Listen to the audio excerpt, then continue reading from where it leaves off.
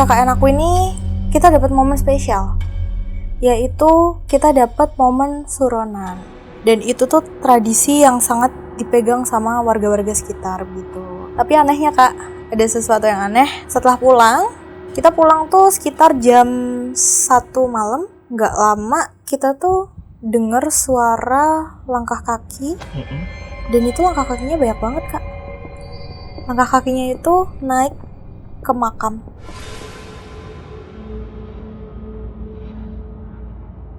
Setelah kita bantuin Pak Basuki, istirahatlah kita minum di situ sama Pak Basuki, dan Pak Basuki tuh tanya, "Mbak, Mas, takut nggak tinggal di rumah itu?"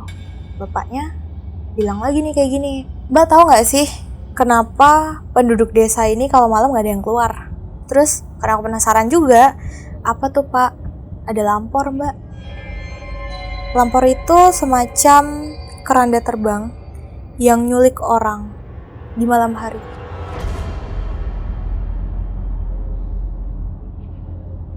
Terus setelah itu, akhirnya karena takut aku merem-meremin aja, tertidurlah aku dalam ketakutanku itu. Setelah itu bener aja, aku ketindihan Kak. Dada aku rasanya sesek banget. Terus aku tuh kayak yang berat banget gitu loh Kak. Aku gak bisa gerak dan gak butuh waktu lama. Raga aku tuh kayak jiwanya tuh keluar dari raga.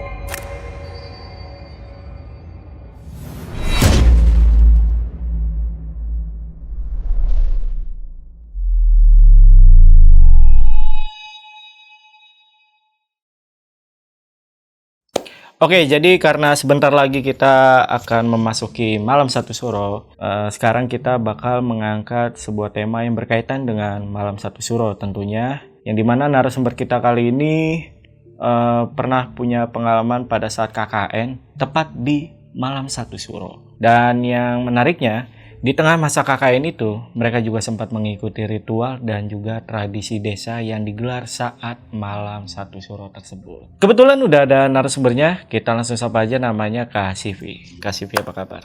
Baik.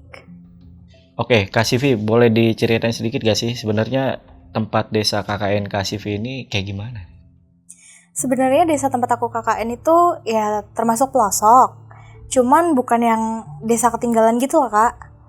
Yang rumahnya tuh sudah rumah dari tembok kayak gitu, bukan yang dari kayu. Terus juga di sana tuh tradisinya sangat kental Kak. Warga-warganya, penduduk desa sana itu masih percaya dengan tradisi-tradisi itu. Jadi masih dipegang kuat. Oh gitu. Nah, katanya kan Kak Sivi dan juga teman-teman itu kan sempat mengikuti ritual atau tradisi di desa itu ya. Nah, selain itu ada mitos atau kepercayaan lain yang ada di desa tersebut? Tradisi yang dipegang warga setempat itu ada suronan. Biasanya di malam 1 Muharram. Itu warga desanya itu wajib mengikuti suronan tersebut. Nah, suronan itu adalah doa untuk menolak bala dan rasa ucapan syukur. Juga warga itu masih memegang mitos yang namanya lampor. Lampor itu kayak iring-iringan jenazah kayak gitu, keranda terbang seperti itu. Oh iya. Oke. Ya udah, buat teman-teman yang penasaran simak video sampai habis. Tapi sebelum itu seperti biasa, kalau pengen jadi narasumber di Lentera Malam itu caranya gampang banget. Dimanapun kalian berada, insya Allah kita bisa undang. Caranya kalian bisa DM ke Instagram atau hubungi nomor WhatsApp yang ada di bawah ini nih guys. Oke, kita tunggu ya. Oke, sekali lagi buat pasukan Lentera Malam yang penasaran sama cerita lengkap dari Kak Sivi mengenai KKN-nya pada saat malam satu suro, tonton video sampai habis dan tanpa basa-basi lagi, saksi misteri kita mulai.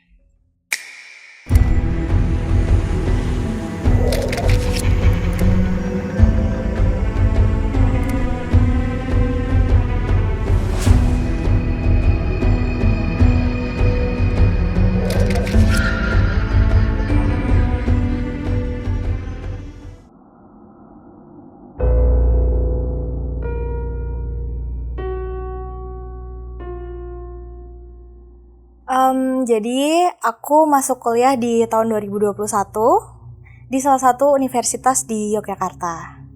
Nah, singkat cerita, di tahun 2024 kampus aku tuh ngadain KKN. KKN itu ada 2 periode Kak. Yang pertama Juni-Juli, yang kedua itu ada di Januari-Februari. dan tersebar di berbagai wilayah. Nah, ada di Jawa Tengah, ada di DIY, ada juga di Kalimantan. Kebetulan aku 9 orang tuh sama teman-temanku. Aku sebutin namanya ya. Ada Koko, Nono, Popo, Vivi, Tata, Rere, Lili, terus Gigi dan aku. Itu kami tuh dapat tempat yang ada di Jawa Tengah, tepatnya di Temanggung, Jawa Tengah. Dan kami KKN di situ selama 1 bulan. Tapi sebelum kita KKN, kita tuh per kelompok selalu ada bonding, Kak. Kita selalu ketemu setiap minggu 1 kali. Dan di situ tuh aku merasa kayaknya aku salah nih ngomong kayak gini. Karena setiap ketemu tuh kami, satu kelompok itu selalu bilang kayak, kalau misalnya nggak ada horornya, bukan KKN nih namanya. Kayak gitu. Dan ternyata kejadian beneran. Jadi di survei pertama, itu kami kumpul di kampus. Kami lengkap timnya, kami bawa mobil dan 1 motor. Nah, kebetulan ada kakak APL aku namanya Mas Didi. APL itu kayak penanggung jawab kelompok di KKN kayak gitu. Itu ikut juga, ikut mobil. Nah, kita tuh selama perjalanan tuh aman-aman aja, Kak. Nggak ada yang kendala masalah apapun gitu. Tapi kita ada kendalanya itu waktu sampai di sana. Sampai di desa tersebut, kita disesatin. Kenapa tuh? Nah, disesatinnya itu dari jalan raya menuju desanya. Mengatur directionnya tuh pakai car direction. Tapi malah disampein ke jalan yang semakin kecil kayak gitu. Dan kita tuh masuk ke alas. Alas itu semacam kebun dengan vegetasinya yang padat gitu. Terus setelah sampai di sana, teman aku si Nono tuh wakil ketua kelompok, dan Popo ketua kelompoknya itu tanya sama warga setempat, di mana sih rumahnya Pak Lurah, seperti itu. Akhirnya kami disaranin untuk ke pusat tengah desanya, yang di situ tuh ada lapangan dan ada masjid di situ. Kami berhenti di masjidnya. Setelah di masjid, kita mundurin mobil nih, Kak. Out of nowhere, ban mobil kita meledak. Terus setelah itu akhirnya ya kita perbaikin lah ya. Pak Lurah datang sambil ngobrol sama kita dan nungguin ban mobil itu selesai. Akhirnya kita menuju ke tempat survei itu, ke rumah yang mau kita pakai. Sesampainya di rumah itu, selayaknya orang bertamu, kita dijamu seperti itu, kita ngobrol dan sangat ramah pemilik rumahnya. Kita ngobrol sebentar, lalu karena memang tujuan kita di situ adalah survei, kita minta izin lah sama yang punya rumah untuk melihat-lihat ruangan-ruangan yang ada. Setelah itu, kami pamitan untuk pulang. Tapi saat di jalan, kami juga discuss nih, Kak, di mobil. Kami discuss tentang ambil nggak ya rumah ini gitu. Karena sebenarnya bukan kendala kurang nyaman atau gimana, Kak. Sebenarnya tuh kendalanya gini, ada anak kecilnya di situ. Iya, anak kecil, anak bayi yang punya rumah tuh ada anak bayi usia 6 bulan. Dan karena kita mahasiswa-mahasiswi ya, kita tahu diri, kita produktif di malam hari. Jadi kita takut banget ngeganggu jam tidur si adiknya ini gitu. Dan juga kebanyakan dari kita tuh merokok. Jadi kayak kurang pantas lah kalau misal dijadiin satu sama anak kecil gitu. Jadi kita memutuskan untuk mengajukan pindah lokasi gitu. Tapi sebelum kita mengajukan pindah lokasi itu ke kampus, kita minta saran dari Mas Didi, dan syukurnya Mas Didi mengiyakan, di ACC sama Mas Didi, baru kita ngasih lah surat permohonan itu ke kampus. Dan syukurnya kami di ACC oleh kampus surat permohonannya. Nah, kami dikasih rumah pondokan tidak jauh dari rumah pondokan yang awal, tempat kita survei. Tidak jauh dari situ, tapi memang rumah ini kosong, rumah yang akan kami tempati itu. Rumah ini kosong, sudah tidak dihuni sejak 2010 karena seluruh anggota keluarganya itu pindah ke Bandung. Untuk survei kedua memang kebetulan nggak semuanya ikut anggotanya. Cuman ketua kelompok sama wakil ketua kelompok, yaitu Popo dan Nono. Mereka naik motor ke sana, karena memang kami yang lain tuh berhalangan, Kak. Waktunya ada yang tabrakan schedule-nya. Terus karena memang kami nggak ikut survei ke sana, kami dikasih tahu denah rumahnya, setiap ruangannya itu by foto dan video by WhatsApp. Menurut aku tuh rumahnya luas banget, gede, nyaman, dan unik, Kak. Uniknya itu karena rumah itu tuh ada di tanjakan jalan, Jadi teras rumah tersebut tuh ada di lantai 2. Terus setelah itu di lantai pertama itu basement. Ada basement ya. Di lantai pertama itu isinya ada 1 kamar mandi, dapur, ruang makan, sama 1 ruangan kosong.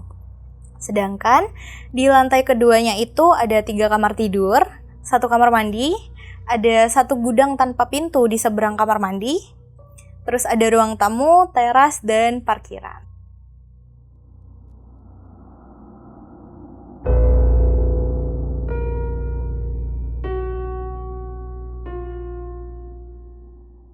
Jadi di hari HKKN kami berangkat kumpul di kampus itu jam 8 pagi. Kami tuh ada yang naik bus, ada juga yang naik motor. Karena kebetulan motor aku tuh dipakai di lokasi KKN, jadi aku naik motor juga. Kita satu kelompok tuh 3 motor, Kak. Yang naik motor ada 6 orang, berarti bonceng-boncengan kan. Aku sama Nono, Rere sama Koko, terus ada Popo sama Vivi. Selama perjalanan Jogja itu masih aman, tapi ada kendala, Kak. Di daerah Magelang menuju ke Temanggung. Si Popo sama Vivi ini jatuh, Kak, kepleset oli gitu. Terus karena ya kami teman-temannya dan kebetulan kami di belakang mereka, akhirnya kami menepi dulu buat bantuin mereka. Dan ada sebagian yang ngobatin karena luka ya, ada juga sebagian yang menenangkan. Terus karena sekiranya sudah tenang, akhirnya kami melanjutkan perjalanan. Kami sampai di lokasi itu sekitar pukul 1 siang. Nah, tapi kami nggak langsung ke pondokan kami, Kak. Kami itu kumpulnya di kecamatan untuk melaksanakan upacara penyerahan dari kampus ke penduduk desa, seperti itu. Nah, setelah upacara selesai, ada beberapa orang yang menuju pondokan buat nurunin barang-barang dari pickup, kayak koper, kayak gitu, Kak. Nah, cowok-cowoknya udah pada ke pondokan duluan tuh, Kak. Tinggal sisa cewek-ceweknya. Akhirnya aku sama Rere itu nyusul ke pondokan. Dan cewek-cewek lainnya tuh tinggal di kecamatan karena memang masih ada sambutan, kayak gitu lah, Kak. Waktu aku sampai di pondok, ya aku lihat rumahnya gede banget. Tapi yang pertama kali mencuri pandanganku adalah kamar mandinya, Kak. Kenapa tuh? Karena menurut aku kamar mandi itu krusial ya, Kak. Dipakai sama banyak orang. Terus juga aku tuh takut ada kebocoran atau mampet. Nah, kalau misalnya ada kayak gitu kan bisa dibenerin di awal gitu, kalau kita tahu. Setelah itu akhirnya aku masuk ke kamar mandi, aku cek ternyata aman.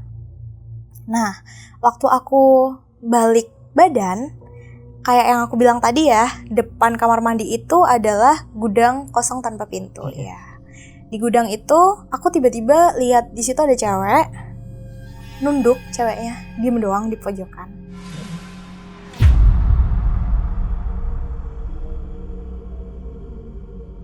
Aku kaget, tapi di situ aku sempat yang minta izin mau tinggal gitu lah, Kak. Aku minta izin karena memang aku asli orang Jawa, jadi aku ngobrolnya pakai bahasa Jawa. Sama penduduk pun juga seperti itu. Aku ngobrol pakai bahasa Jawa, minta izin untuk tinggal KKN di situ selama 1 bulan. Terus waktu aku mau ke kamar cowok, ngelihat teman-teman aku yang pada beberes, aku ingat, Kak, itu tadi siapa? Kan di sini nggak ada orang kecuali kita. Dan kalau penduduk pun ngapain di gudang gitu, ya kan? Terus cepet-cepet aku ke kamar cowok dan ternyata teman-teman cowok aku tuh lagi pada pindah-pindahin lemari. Di situ aku sempat tegur, Kak. Aku bilang untuk gak usah lah dipindah-pindahin, barang-barangnya yang di situ biarin di situ aja. Tapi teman-teman aku ini bersikeras, Kak, mau pindahin karena ya dengan alasan biar space-nya ada gitu buat koper. Terus setelah itu aku minta kain atau spray yang nggak dipakai buat aku tutupin ke gudang tersebut. Tapi memang saat aku sadar itu ya, Kak ya, aku tuh nggak ada bilang sama teman-teman. Karena ya gimana, baru awal dateng, kalau misal aku bilang nanti parno semuanya, ya kacau dong. Nah, waktu aku jalan ke situ, depan kamar cowok itu tangga ke bawah, Kak, yang aku bilang basement lantai 1 itu. Di situ aku tuh ngeliat bayangan hitam turun. Aku pikir teman aku yang namanya Rere, yang cewek itu. Terus aku panggil lah, Kak, si Rere, Re. Tapi kok nggak nyaut, aku panggil lagi setelah itu. Ternyata dia nyaut. tapi dari depan. Dia ternyata lagi nyapu di teras, Kak. Dan ya, itu siapa tadi? Kayak gitu. Tapi memang aku nggak ada bilang sama sekali gitu. Terus setelah itu teman-teman aku yang lain cewek-ceweknya datang nih, Kak. Cewek-cewek datang, akhirnya kita beberes, kita pembagian kamar. Di dekat ruang tamu itu ada kamar cewek satu yang dipakai sama Tata, Vivi, Gigi. Terus di seberang kamar cewek yang pertama itu ada aku, Rere, sama Lili. Di samping kamar aku itu ada kamar 3 cowok itu gitu. Baru sampingnya lagi kamar mandi, seberangnya gudang. Setelah itu ya kami makan malam, terus kami briefing apa yang mau kita lakuin keesokan harinya gitu kan. Terus kita juga ada pembagian tugas, kayak dibagi kayak 3 kelompok gitu. Ada yang masak, ada yang bangun pagi, ada yang bebersih, kayak gitu. Terus juga waktu malam tuh ya kita besok nih rencananya mau proker apa dulu, kayak gitulah, Kak. Terus setelah itu kita berdoa bareng, terus masuk kamar masing-masing. Nah, ternyata kejadian yang tadi itu bukan kejadian yang terakhir, Kak. Ada kejadian lagi di malam pertama aku di sana. Jadi ceritanya sekitar jam 1 malam aku nggak bisa tidur, mungkin karena jet lag ya, Kak ya. Aku masih adaptasi tempat buat tempat tidurnya. Karena aku nggak bisa tidur, ya udah aku cuma diem sambil ngeliatin langit-langit kamar kayak gitu. Gak lama setelah itu aku dengar orang mandi, Kak.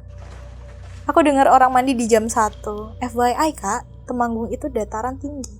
Pasti dingin banget, apalagi jam 1. Dan kita kan orang-orang dataran rendah ya, orang-orang Jogja, kayak mana ada orang mandi jam segitu gitu. Pasti bakalan kedinginan banget. Terus setelah itu aku chat lah di grup, Kak. Ada yang dengar nggak ada yang mandi? Siapa tuh yang mandi? Kayak gitu. Terus nggak lama kemudian si Koko jawab, Kak. Ternyata si Koko belum tidur juga.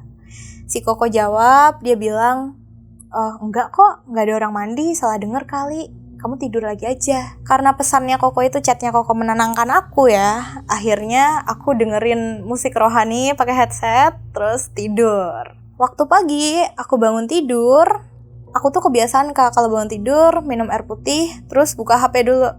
Aku lihat ada yang chat atau ya udah sekedar lihat jam aja gitu.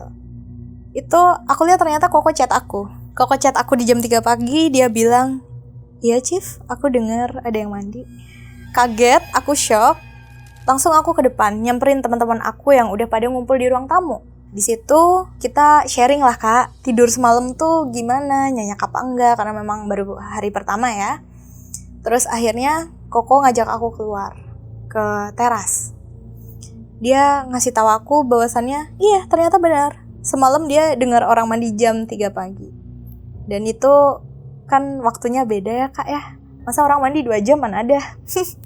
Apalagi tengah malam ya. Terus Koko juga sharing ternyata semalam itu dia tindihan, Kak. Dia bilang katanya semalam itu waktu dia tidur, jadi kan kasurnya itu sebenarnya bukan kasur dipan sih, kasur busa, cuman memang agak tinggi. Koko itu memutuskan untuk tidur di bawah karena di atas nggak bisa tidur. Tidur di bawah pakai alas selimut kan. Di situ katanya transisi dari sadar ke tidur itu kan pasti ada transisinya setengah sadar tuh, Kak. Nah si Koko ini ngerasa tangannya dipindah, Kak. Koko ngerasa tangannya dipindah, terus juga Koko tuh nggak bisa gerak.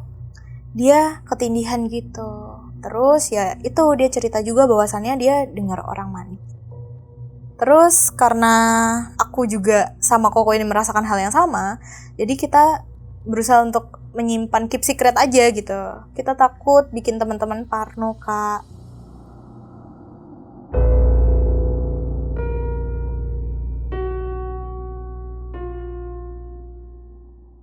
Oke, selanjutnya itu selayaknya mahasiswa KKN, Kak. Kita ya menyempatkan diri pasti untuk bersosialisasi sama warga. Karena hal itu, kita sering tuh, Kak, keliling desa, jalan-jalan, kayak gitu. Tapi anehnya, Kak, ada sesuatu yang aneh. Tiap kita bersosialisasi sama warga tuh selalu tanya sama kita, "Mbak nggak takut tinggal di situ? Mas nggak takut tinggal di situ? Itu kan rumahnya angker." Tiap kita ditanyain kayak gitu ya pasti kita jawab enggak dong.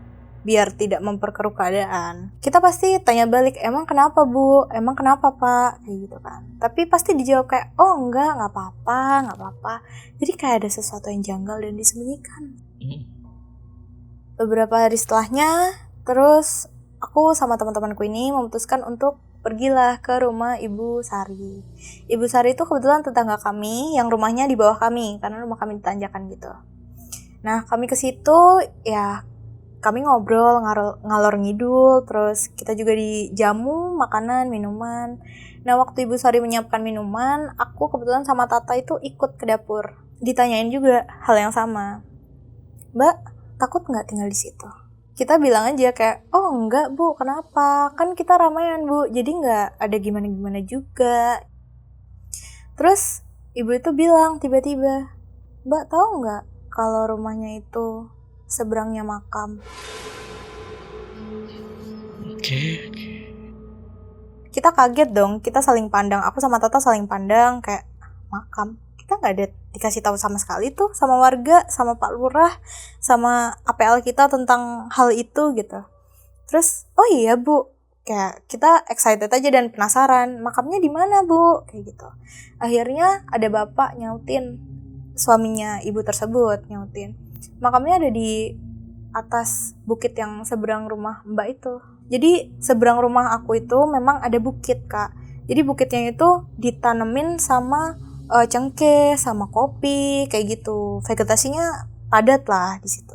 Ternyata itu tuh ada di atas. Dan bukitnya itu kisaran 8-10 meter lah. Setelah itu bapak bilang juga kayak gini, kalau misal mau nyamperin disamperin aja mbak ke sana. Tapi jangan dalam posisi yang lagi kotor ya, kayak gitu, harus posisi bersih. Ya maksudnya nggak lagi datang bulan kayak gitu. Bapak juga bilang kalau bisa ke sana ya kirim doa lah mbak, mas. Oh iya pak, kayak gitu saya bilang. Akhirnya kita pamitan sama Bu Sari dan suaminya, kita pulang lah. Di rumah juga kita masih mempertanyakan kayak, kok kita nggak dikasih tahu ya? Kok nggak ada yang ngasih tahu kita sama sekali? Kenapa nih? Ada sesuatu apa nih? Apa yang diumpetin gitu? Masih penuh dengan tanda tanya lah. Beberapa hari kemudian kayak yang aku bilang tadi, kita itu pergi ke makam akhirnya paginya kan. Kita pergi ke makam, kita lihat, dan di makam itu tuh hawanya beda banget sama makam-makam pada umumnya. Hawanya tuh yang dingin, merinding, nusuk, dan karena itu vegetasinya ya padat banget ya, jadi kayak lembab, dingin gitu. Dan batu nisannya tuh bukan batu nisan yang besar-besar gitu, enggak. Batu nisannya tuh batu nisan yang langsung ditancepin ke tanah gitu. Di situ banyak kain-kain warna hitam. Kita nggak tahu fungsi kain hitam itu buat apa, karena kita juga nggak tanya ya, takutnya yang gimana. Jadi kayak ya udah kita memperhatikan dan kayak ya ada yang kirim doa kayak gitu. Dan hari berganti hari kita tuh semakin diganggu kak. Gangguan itu semakin banyak, dari suara ketukan pintu kamar mandi tuh diketuk, terus juga pintu depan, terus suara cewek nangis. Kita nggak tahu siapa yang nangis. Ada juga suara cewek bersenandung sama berdeham. Kalau suara senandung itu kayak gimana? Suara senandungnya tuh suara cewek kak, kayak kayak gak jelas sih dia nyanyi apa. Cuman ya itu kita tahu bahwa itu suara bersenandung. Dan suara berdehamnya tuh cewek juga, yang kayak kayak gitu. Nah kayak yang aku katakan di awal kak, jadi kelompok kami tuh dibagi menjadi 3 tugas piket. Ada yang masak, ada yang bersih, ada yang bangun pagi buat jalan-jalan gitu, sosialisasi sama warga. Nah kebetulan pada hari itu kelompokku dapat masak. Kami kebagian jatah masak, dan ya kita melakukan apa yang harusnya kita lakukan ya. Pada saat itu malam kita masak buat makan malam. Di situ tuh ada satu yang janggal kak. Bukan horor sih sebenarnya. Nono nggak ada di situ. Nono itu teman aku yang cowok itu, yang wakil ketua itu. Karena setiap ada kelompok yang masak, dia ini paling bersemangat kak. Si Nono ini nggak ada. Akhirnya aku minta tolong lah sama Rere, sama Gigi buat naik ke atas. Ada nggak Nono di atas? Karena terakhir aku lihat dia di ruang tamu lagi main gitar gitu. Terus akhirnya Rere sama Gigi naik, dia bilang nggak ada kak, kayak gitu. Terus aku minta tolong dong dicariin di kamar atau di kamar mandi ada nggak dia. Dia jawab lagi nggak ada juga kak, kayak gitu. Akhirnya mereka turun lah. Kita masak, tiba-tiba kak ada suara orang dobrak pintu utama. Kita langsung spontan naik semua dong. Kita yang pada di bawah masak itu naik semua dan ternyata itu Nono itu kondisinya benar-benar yang keringet dingin. Dia nafasnya terengah-engah, terus kayak yang mengumpat terus kak dia. Akhirnya aku tanya, karena kita di situ manggil si Nono ini abang ya. Bang dari mana? Dia bilang dari tempat Pak Basuki. Abang ngapain malam-malam ke tempat Pak Basuki? Maksudnya kayak malam-malam bertamu ngapain gitu loh. Terus dia menceritakan lah bahwa tadi sore dia ketemu Pak Basuki, terus disuruh buat mampir gitu ceritanya. Dan baru sempat malam itu kan, karena siangnya kita proker dan lain-lain. Terus waktu pulang dari tempat Pak Basuki ini, si Nono ini ternyata diketawain kak di tangga deket kandang kambing gitu. Jadi naik ke makam itu tuh ada tangganya, tapi tangganya tuh kayak dari semen gitu loh kak. Diketawain cewek di situ. Akhirnya dia lari kak.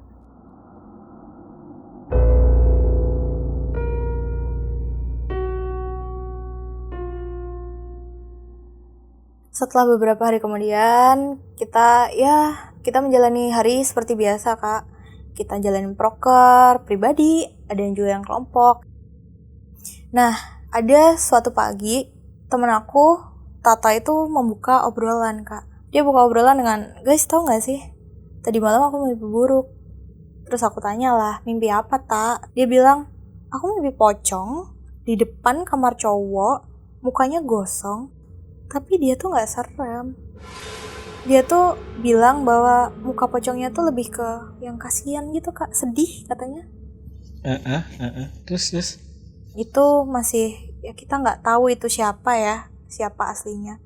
Terus juga si Gigi sama si Vivi tuh nyautin, aku juga semalam mimpi horor kayak gitu, nightmare gitu. Kalau si Vivi mimpi cewek, dan aku lumayan shock gitu loh kak. Kok kalian bisa dalam satu malam yang sama gitu mimpi kejadian yang serem gitu? Ada apa? Akhirnya karena mereka udah mulai gelisah nih kak, udah kena ganggu juga kan mereka. Akhirnya aku bilang lah, ya udah nanti malam sebelum tidur kita kumpul, kita doa bareng-bareng. Setelah itu malamnya kita tuh pergi ke rumah Ibu Sari kak, buat minta izin akan mengadakan proker waktu yasinan gitu. Jadi kebetulan Ibu Sari ini akan mengadakan yasinan. Nah, karena teman-teman kita itu ada 2 orang yang melakukan proker pribadinya itu berupa penyuluhan, jadi mau minta izin buat ngisi waktu gitu. Minta waktu luang setelah yasinan. Akhirnya kita ke sana dan seperti biasa minta izin, kita dijamu minuman dan lain-lain.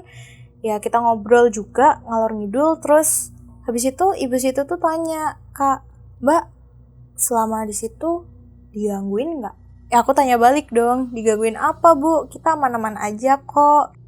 Tapi Tata ini nyaut, kalau saya sih bu cuman mimpi aja tadi malam, mimpi hal yang nggak enak, tapi nggak yang menjelaskan dan mendeskripsikan secara detail ya.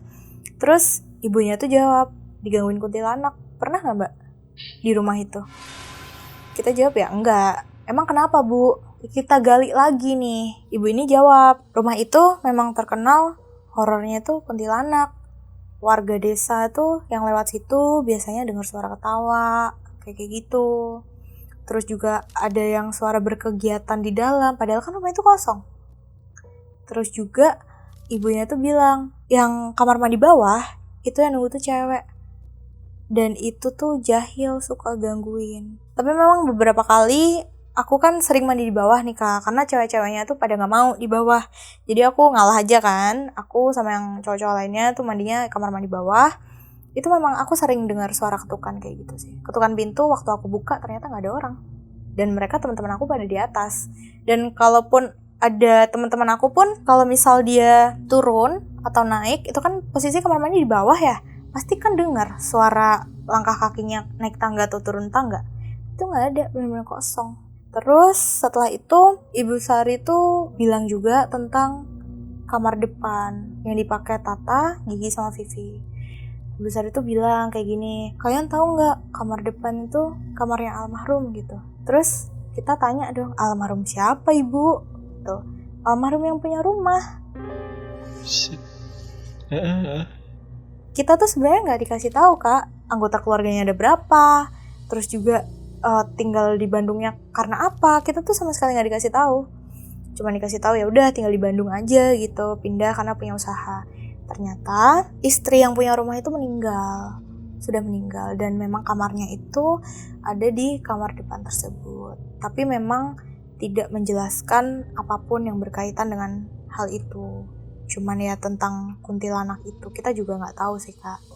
Setelah bercakap-cakap akhirnya kita pulang kak. Dan kebetulan kakak anakku ini kita dapat momen spesial, yaitu kita dapat momen suronan.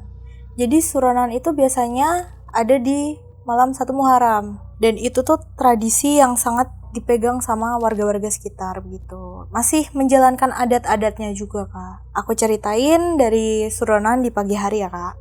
Di situ kita dihampiri sama Pak Lurah untuk ikut buat namanya bebersih desa. Jadi kita tuh bebersih ke mata air yang memang mata air itu dialirkan ke seluruh rumah di desa dan juga di persawahan gitu. Mata air itu akhirnya kita kesana lah rame-rame. Nah di mata air itu kita tuh bersihin mata airnya kak, dari dedaunan, membuat saluran-saluran baru.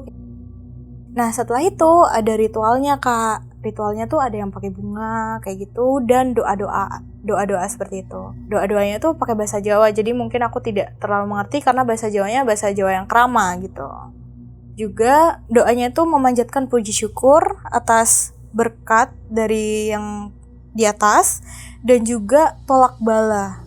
Nah setelah kita bersih-bersih itu akhirnya kita menujulah ke makam depan rumah aku, depan pondokan aku. Kita ziarah ke sana, warga desa itu ziarah ke sana, bebersih makam, disapu, kayak gitu. Setelah itu akhirnya selesai dan kita makan-makan dulu kak. Makan-makannya pun menurut aku unik ya, nggak di piring kak makannya itu ada di daun pisang dijadiin satu, terus kita makan bareng-bareng di situ. Malamnya kita juga ada momen makan-makan kayak gitu. Nah siangnya ini tadi kita diminta juga sama Pak Lurah untuk ikut suronan di malam harinya. Nah suronan di malam harinya itu jam 10-an kita disuruh kumpul di tengah dusun, kita disuruh kumpul. Terus sebelum kita kumpul kita dan tidur dulu kak karena capek. Tapi aku memutuskan untuk tidak tidur sih. Setelah itu kita kumpul lah di tengah dusun. Terus ya seperti yang tadi acaranya tuh doa, terus makan-makan. Terus ada satu yang unik kak, bagi-bagi lepet itu kayak makanan khasana, bentuknya itu mirip ketupat tapi ditambahin pakai parutan kelapa gitu, makanan khasana kak. Nah itu tuh orang-orang pada bawa, dikumpulin jadi satu, terus diambil lagi, jadi kayak tukar menukar gitu. Kita juga dikasih itu. Dan kebetulan karena desa aku ini ada 5 dusun kak. Nah kita tuh pergilah ke semua dusun ini. Jadi kita ya monoton aja sih sebenarnya acaranya, tapi ya seru kak. Kita kenal warga di dusun ini, terus main sama anak-anaknya kayak gitu.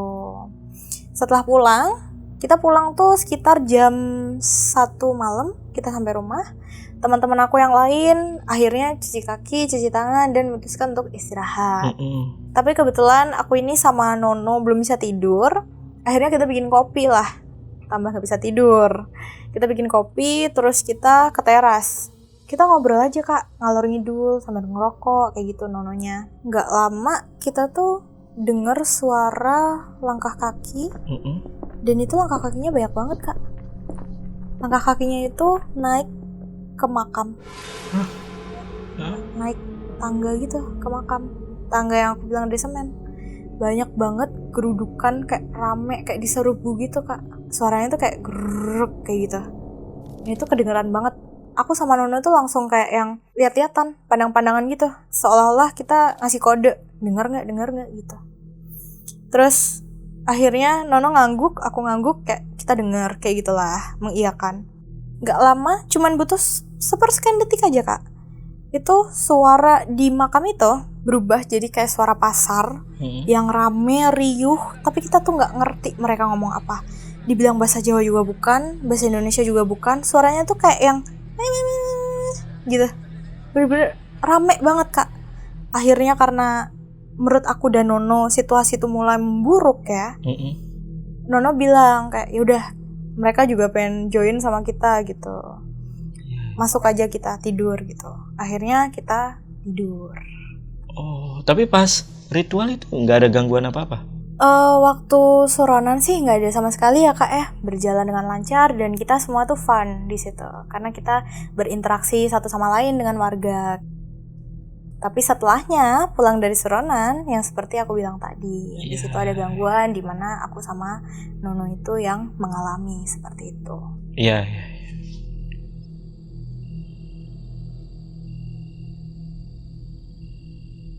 Nah, setelah itu sudah masuklah kak di minggu kedua. Di minggu kedua karena suasananya udah nggak kondusif sama sekali, akhirnya kita memutuskan untuk pindah tidur kak.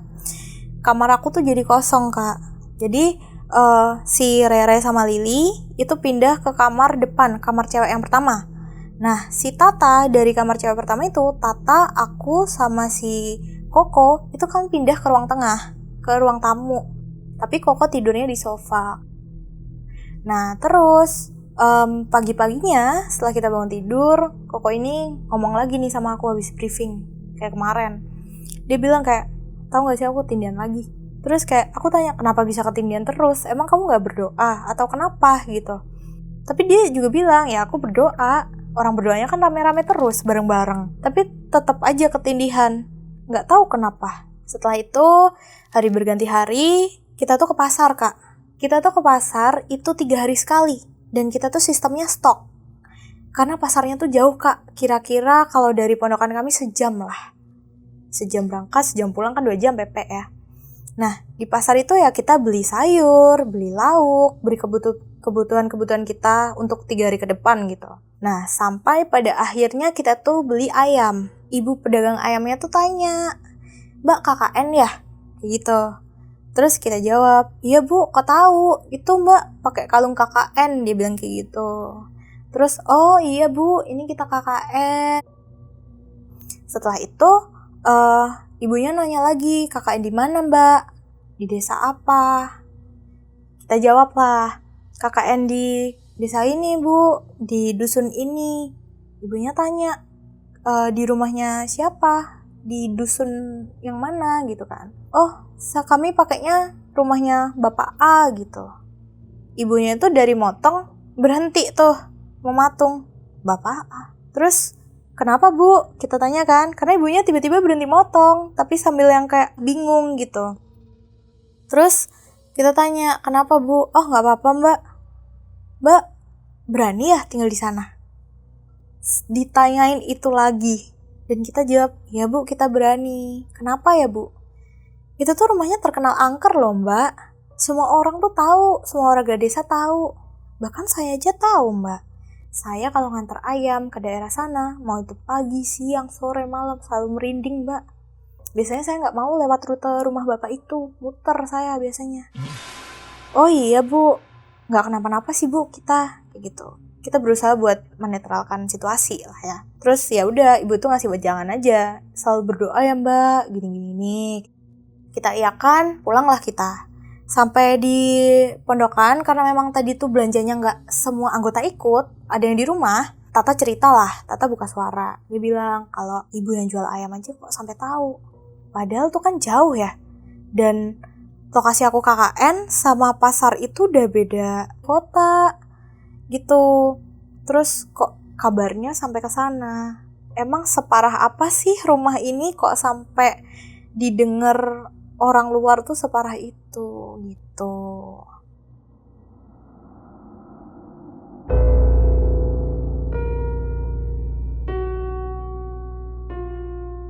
Jadi hari berganti hari kita menjalani proker kayak biasanya kak. Dan itu tuh pagi-pagi aku dan teman-teman aku proker di salah satu TK yang ada di desa tersebut.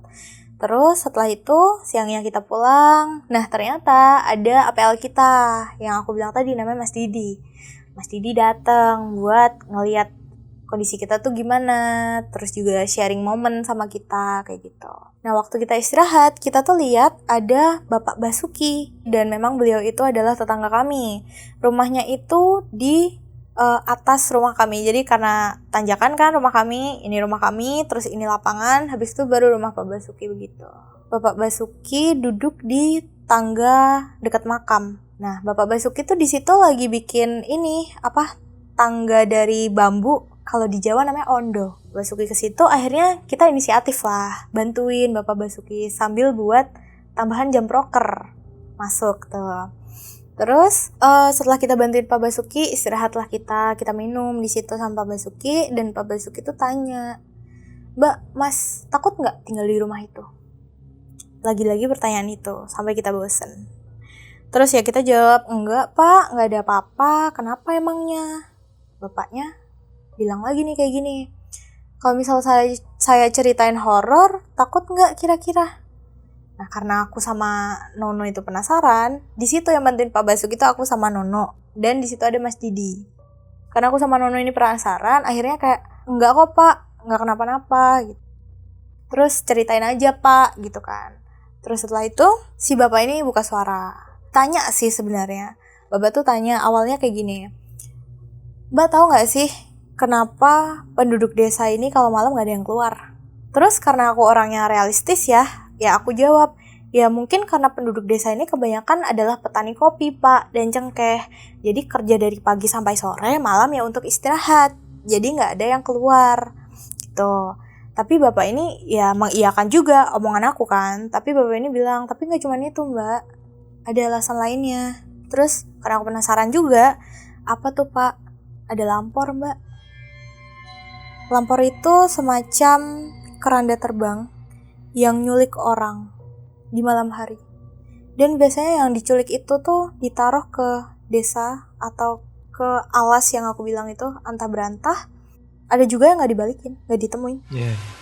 Dan itu mitos yang memang masih dipegang sama penduduk warga.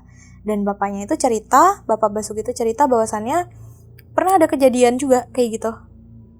Warga desa di situ dibawa lampor. Akhirnya ketemulah di antah berantah. Terus juga bapak ini bilang tentang kejadian horor yang ada di rumah aku. Jadi ceritanya samping kanan rumah aku itu tuh ada lapangan. Lapangannya itu cuman dipakai buat jemur kopi sama cengkeh dan padi. Pernah ada satu momen lapangan itu dipakai buat jaranan, pentas jaranan, tahu? Iya, tahu. Pentas jaranan itu jadi seni tari yang pakai kuda lumping, kuda kepang. Kayak gitu, Kak. Pentas jaranan itu dilakukan kalau misal pas ada sunatan, menikah, kayak gitu untuk merayakan lah. Nah, setelah ada pentas jaranan itu, malamnya kata si Pak Basuki, ada pemuda lah lewat rumahku itu. Pemuda itu lari-lari ketakutan dan teriak-teriak. Ternyata dia tuh lihat ada pocong terbang dari kandang kambing Pak Basuki yang samping tangga itu ke atap rumah aku. Juga Pak Basuki tuh bilang, makanya anak-anak di sini, anak-anak kecil di sini, nggak ada yang boleh keluar setelah maghrib. Sebelum maghrib harus sudah di rumah. Terus juga aku bilang dong sama Pak Basuki, "Oh iya Pak, pantes Pak, soalnya kemarin itu anak-anak waktu pada main ke pondokan sebelum maghrib itu sudah dijemput sama orang tuanya. Terus kita bilang ke anak-anak itu, nanti kita antar aja deh naik motor rame-rame kayak gitu. Kasihan kan misal orang tuanya lagi ada sibuk terus jemput kayak gitu." Anak-anaknya tuh bilang kayak, "Enggak Kak, takut nanti diculik lampor." Terus ya udah akhirnya mereka dijemput sama orang tuanya begitu. Dan aku ngobrol sama Pak Basuki juga tentang hal-hal seperti itu, cuman udah sih itu aja.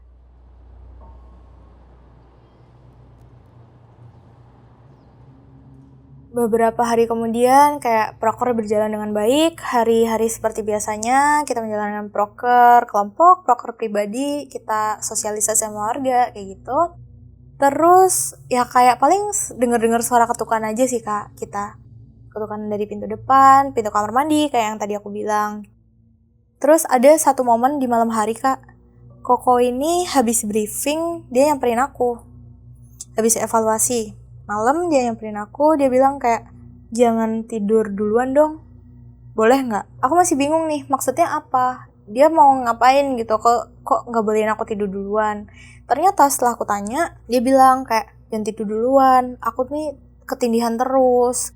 Kemarin juga habis ketindihan, dia bilang kayak gitu. Nanti aku sendirian kalau malam, nggak ada temennya, karena si Tata ini emang dia sering tidur duluan gitu, emang pelor orangnya. Terus setelah itu dia bilang kayak gini, jangan tidur duluan dong, kalau enggak kamu ini kali ngerasain apa yang aku rasain. Jadi kayak lebih ke nyumpah sih Kak, itu nyumpahin aku ketindihan gitu loh.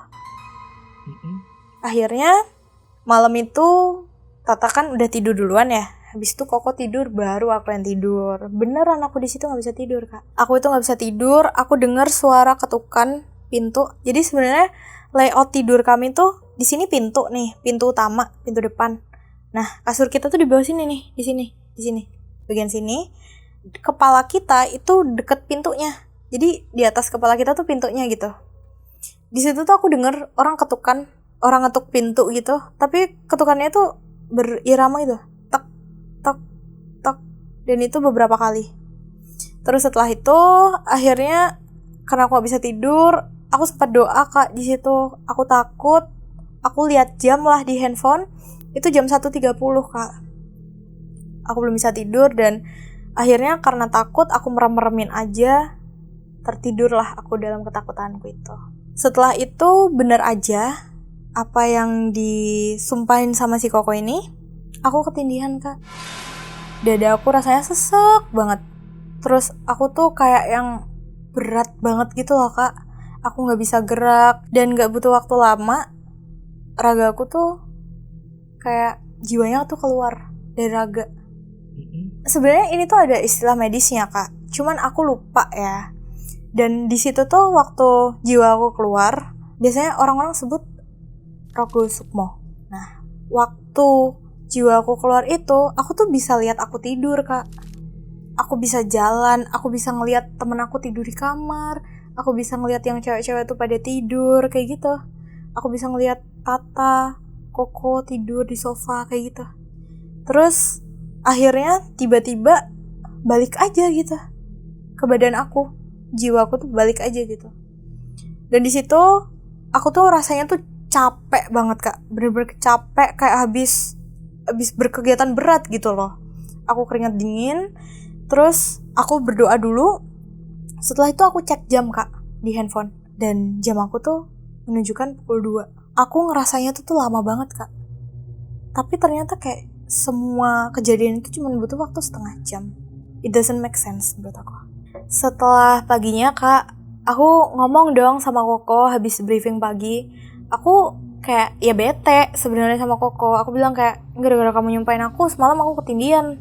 Terus aku juga jiwaku tuh keluar gitu dari raganya. Aku bisa ngelihat kalian tidur kayak gitu. Dan aku tuh di situ kayak hampir nangis karena memang aku ketakutan banget. Aku belum pernah sama sekali Kak ngalamin kayak gitu. Terus kayak yaudah akhirnya Koko kayak minta maaf ya, sorry kayak gitu, asal ngomong gitu loh. Terus setelah itu beberapa hari kemudian kayak seperti biasa proker dan lain-lain. Hari itu hari Rabu Kak. Aku masih ingat hari Rabu. Dan hari Rabu ini kebetulan kami tuh laundry day. Laundry day itu kayak kita tuh nyuci baju di hari Rabu, setiap hari Rabu kayak gitu. Dan kita nyuci itu karena ada kaos seragam kita yang memang mau kita pakai di hari Jumat dan Sabtu. Jadi kita cuci biar kering gitu. Nah pada saat itu aku kebagian kamar mandi bawah, karena kamar mandi atas dipakai cewek-cewek nyuci sama mandi. Aku pakailah kamar mandi bawah. Setelah itu waktu aku lagi mandi, aku kan keramas nih. Aku dengar suara ketukan Kak dari kamar mandi bawah. Setelah dengar suara ketukan, aku ngelanjutin mandi. Di situ tuh sebenarnya kamar mandinya tuh unik banget sih menurut aku. Jadi dia tuh di kamar mandi tuh ada bak penampungan air, tapi bukan toren. Dia tuh kayak dari semen terus dikasih lantai gitu loh. Itu dikasih tegel gitu. Itu tuh tingginya 2 meter. Tingginya 2 meter dan atasnya itu nggak tertutup. Jadi atasnya habis itu baru atap gitu. Jadi ada space-nya gitu loh. Kita bisa ngelihat ke situ. Tapi 2 meter harus pakai tangga gitu. Setelah itu di situ itu ada kerannya untuk nyalurin air ke ember yang kita bawa. Nyuci lah aku di situ. Waktu aku bilang tadi aku mandi keramas kan, di situ aku ngelihat cewek Kak, rambutnya basah di tampungan air yang 2 meter itu. Terus karena aku kayak gak percaya, aku kayak aduh halu apa-apa ini. Akhirnya aku merem, melek lagi, gak ada ceweknya. Akhirnya cepet-cepet aku udah selesai nyuci dan mandi, akhirnya aku naiklah ke atas buat ngejemur baju. Nah pada saat itu ternyata ada APL aku tuh datang, ada Mas Didi, terus ada A, B juga. Terus si B ini dia bawa sepupunya. Jadi yang datang ke rumah kita untuk tidur di rumah kita tuh 4 orang. Tapi yang APL A sama B ini memang bukan koordinasi dari koordinator kelompok kami sih, dari kelompok lain yang memang ada di Temanggung juga gitu. Kita tuh ngobrol Kak, bincang-bincang di ruang tamu. Karena memang APL-nya pada capek, terus teman-teman kita juga capek, akhirnya ada 5 orang yang masih ngobrol tapi kami pindah ke teras rumah. Layoutnya itu ada aku di sini dekat pintu, aku, Rere, habis itu ada Nono, ada Koko dan Mas Didi di seberangku. Kita tuh duduk di situ ngobrol nggak jelas aja gitu. Jadi di batas antara rumah aku dan lapangan itu Kak, itu tuh dipagerin, tapi pagernya tuh yang ada celah-celahnya gitu. Terus di situ ada tiang dari kayu. Nah dari 2 tiang itu tuh dibikin ini Kak, buat gantungan baju gitu loh, buat jemur dari bambu. Nah karena itu laundry day, penuh dong di situ jemurannya. Setelah itu nggak lama kita ngobrol, kita tuh denger Kak suara riuh, tapi riuh angin. Ngerti nggak sih Kak kalau misal angin tornado gitu yang brrrr. Kita tuh denger suara itu. Kita lihat sumbernya itu suaranya dari lapangan. Tapi waktu aku ngelihat ke bukit yang tinggi itu, yang atasnya makam itu, karena kan aku memang menghadap ke situ, itu tuh nggak ada angin sama sekali Kak. Nggak ada angin sama sekali, daun-daunan tuh tenang semuanya, nggak ada yang gerak. Kita semua dengerin, kita fokus lah dengerin suara apa sih itu, kok riuh banget gitu. Nggak lama setelah itu, baju-baju yang tadi ditata penuh itu, yang digantungin itu kebuka gini Kak, kayak gorden. Ya kayak gorden gini, rata, bener-bener rata kanan kiri gini. Dari situlah Kak keluar sosok, dan kita semua lihat. Sosoknya tuh besar, ya, yang aku lihat dan Mas Didi dan Rere lihat itu besar, berambut. Terus kalau aku lihat tuh matanya merah Kak. Tapi itu tuh sesuatu yang tidak solid gitu loh, hitam gitu.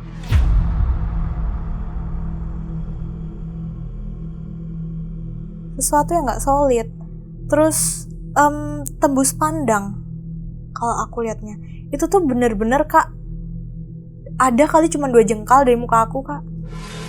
Dan itu kita semua lihat, kita semua lari. Mas Didi tuh waktu lihat itu ya, waktu kesibak itu tiba-tiba itu Mas Didi teriak, "Opo kui?" Yang artinya apa itu? Akhirnya kita lari ke dalam, ke ruang tamu. Ya teman-teman otomatis bangun dong, karena kita ribut banget nih Kak. Itu tuh bener-bener pertama kali aku ngelihat sesuatu yang sampai bikin gemeteran. Bener-bener lutut aku tuh geter, sampai geter. Itu. Terus karena memang dasarnya kita ini gak ada kapoknya Kak, setelah tenang balik lagi kita ke depan. Nah setelah hari itu, hari Kamisnya Lili ditelepon sama ayahnya. Lili ini salah satu teman aku yang cewek itu. Telepon ayahnya, ya ditanyain lah selayaknya orang tua yang kangen anaknya yang lagi KKN. Gimana kabarnya? Di sana ada apa aja? Ngapain aja? Kayak gitu ya. Lili ceritain, di sini nih prokeran, ini desanya seperti ini. Dia gambarkan lah di situ, didefinisikan. Terus setelah itu ayahnya ini tanya, ada kendala apa? Lilinya jawab, ya menceritakan juga kejadian-kejadian yang tidak masuk akal itu dari awal sampai kemarin kita ngelihat itu. Dan di situ ayahnya langsung bilang, ya udah besok bapak kesana sama ibu, sama kakak, sama Romo. Nah, Romo ini bukan ini ya pemuka agama Katolik ya kak, bukan. Romo itu adalah sebutan bapak dalam bahasa Jawa. Nah, akhirnya di hari Jumatnya keluarga Lili datang dan Romo pun juga ikut di situ. Nah, kebetulan Romo ini merupakan spiritualis. Aku mau definisikan pakaiannya Romo ya. Pakaiannya Romo itu menggunakan kayak kain-kain kayak gitu. Terus habis itu Romo itu rambutnya panjang. Terus Romo itu pakai batu cincin batu, bawa tongkat gini dan pakai anting-anting panjang. Gitu, pakai kalung kayak gitu. Terlihat seperti spiritualis gitu loh. Setelah itu akhirnya kita ngobrol di situ, di siang itu kita ngobrol. Kita juga kebetulan memang sengaja masakin buat keluarganya Lili dan Romo yang datang. Kita makan, akhirnya ditanya lah sama Romo ini, ada kendala apa di rumah ini? Kok bapaknya Lili ngasih tahu saya ini. Akhirnya kita jawab apa yang kita alami di situ. Akhirnya setelah ngobrol selesai, Romo ini minta ke kamar mandi. Karena Romo ini sudah cukup berumur ya kak. Romo ini sudah cukup berumur, terus setelah itu aku anterlah beliau. Takut jatuh atau gimana kak. Karena memang sudah yang pakai tongkat gitu loh. Waktu mau aku antar ke kamar mandi atas, beliau gak mau kak. Beliau tuh mau anterin saya ke kamar mandi bawah. Saya bilang lah, Romo, kamar mandi bawah itu licin dan juga harus turun tangga. Gak apa-apa kah? Kayak gitu. Iya gak apa-apa, saya mau tetap ke kamar mandi bawah. Akhirnya setelah itu Romo kamar mandi bawah memang cukup lama ya. Aku memang gak tahu beliau ngapain, cuman pastinya cukup lama. Setelah keluar tuh Romo kayak habis melakukan aktivitas yang capek gitu loh, yang menguras tenaga gitu. Terus naik, terus habis itu Romo tuh bilang kayak gini, itu yang di kamar mandi bawah itu jahat dan juga usil. Ternyata Romo ini negosiasi lah sama sesuatu yang banyak itu yang ada di rumah tersebut. Nah, kebetulan yang ada di kamar mandi ini, kata Romo itu sosoknya cewek. Dia rambutnya panjang, berdarah-darah bagian dada, ada taringnya, matanya merah.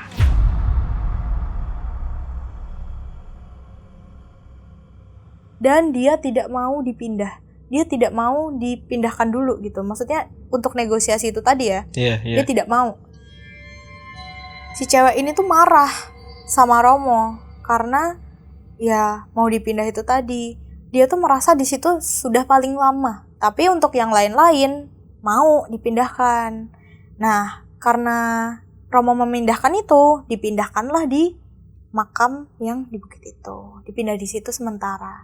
Dipindahnya itu Romo bikin perjanjian cuman dipindah sementara, setelah kita selesai KKN, mereka boleh balik lagi. Dan karena si cewek ini tetap gak mau pindah kak, bikinlah persetujuan untuk tidak mengganggu. Romo pulang, waktu mau pulang mau naik mobil, beliau tuh pesen lah sama kita, rumah ini tuh udah dipagerin. Jadi nanti kalau misal denger ada yang jalan gitu malam, ya gak usah takut ya magerin. Terus juga ini kak, Romo tuh bilang mereka tuh di situ saya pindahkan cuman selama kalian ada di sini aja, kayak yang tadi aku bilang. Terus jangan lupa berdoa, itu pesan Romo. Akhirnya Romo pulang. Malam harinya aku sama Nono itu selesai makan, karena aku sama Nono ini akrab ya kebetulan ya. Duduklah kita di teras. Itu masih sekitar jam 7-an kak. Kita duduk di teras ngerokok, ngopi kayak gitu kan.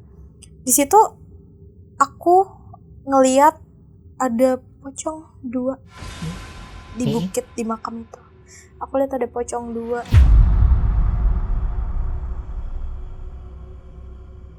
Aku nggak bisa lihat mukanya ya kak, karena memang agak jauh dan lebih tinggi gitu gapnya.